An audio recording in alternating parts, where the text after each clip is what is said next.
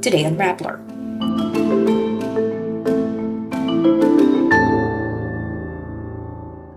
Former Congressman Arnie Teves is arrested in Timor-Leste.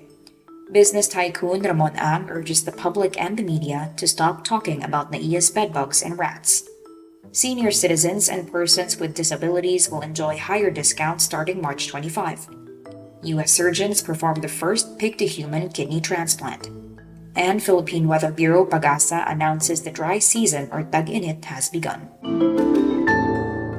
Authorities in Timor-Leste arrest former Congressman Arnie Teves Jr., the alleged mastermind in the killing of Negros Oriental Governor Roel Degamo last year. The Department of Justice says Teves was nabbed in Timor-Leste's capital Dili at 4 p.m. on Thursday, March 21, while playing golf. Since late February, Teves has been the subject of an Interpol Red Notice, a request to law enforcement worldwide to locate and arrest a person pending extradition or surrender. A press release from the Presidential Communications Office says his extradition to the Philippines is being arranged. Teves has been in hiding since allegations emerged he is behind the broad daylight killing of Degamo on March 4, 2023. He faces multiple murder charges for the assassination. The Philippine government also declared him a terrorist in August 2023.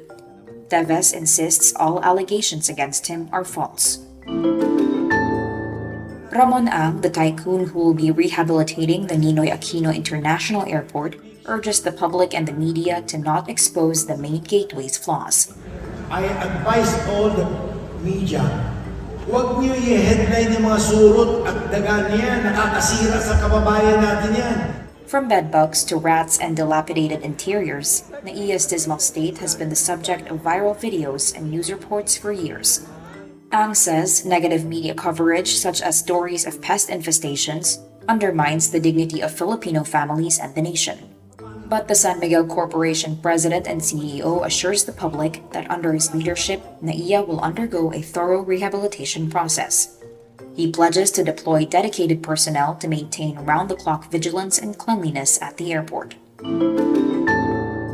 Senior citizens and persons with disabilities or PWDs will enjoy higher discounts for basic necessities and prime commodities starting March 25, 2024. The Department of Trade and Industry says it signed a joint administrative order with the Department of Agriculture and the Department of Energy, which revised the rules on granting a 5% special discount to senior citizens and PWDs. This increases the special discount on certain purchases from 65 pesos to 125 pesos per week. The DTI says this translates to a new purchase cap of 2,500 pesos compared to the previous limit of 1,300 pesos per week. It also extends the discounts to online purchases. Covered goods are defined by the Price Act, which are essential for consumer sustenance, especially during calamities or emergencies. The following are the products considered as covered goods. A 62-year-old man in Massachusetts with end-stage renal disease becomes the first human to receive a new kidney from a genetically modified pig. The 4-hour surgery was performed March 16 at the Massachusetts General Hospital in Boston and announced March 21. The hospital says in a statement that the patient, Richard Slayman, is recovering well and is expected to be discharged soon.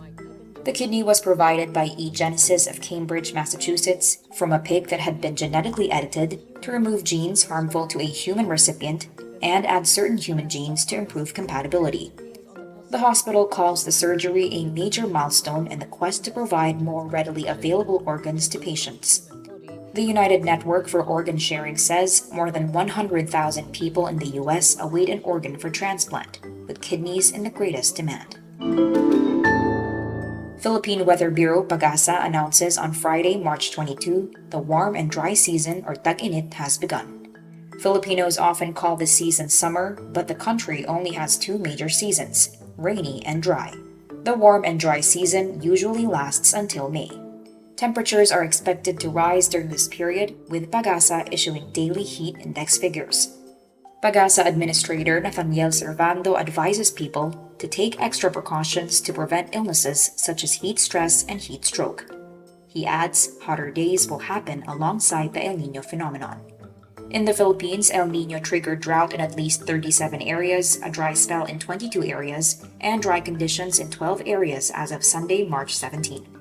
The Department of Agriculture estimates the cost of damage of El Niño to agriculture in 8 regions has reached 1.75 billion pesos as of March 14. And that's today's wrap. I'm Niño Liu. Thank you for watching. Click the link below for the full story. Follow us on Rappler's YouTube, Facebook, X, Instagram, and TikTok.